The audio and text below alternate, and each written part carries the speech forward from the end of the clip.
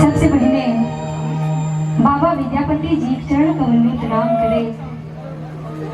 उपस्थित समस्त मैथिली श्रोता बंधु के हम वर्षा झा बोल रहे छी। बहुत सुंदर विद्यापति पर्व समारोह विशाखापट्टनम में अपने सबसे बहुत धन्यवाद। उसका इफेक्ट बढ़ा दीजिए।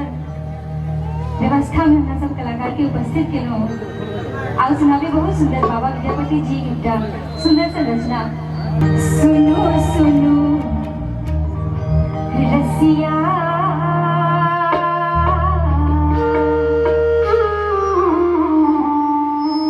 सुनो सुनो रसिया आग नहीं बजाओ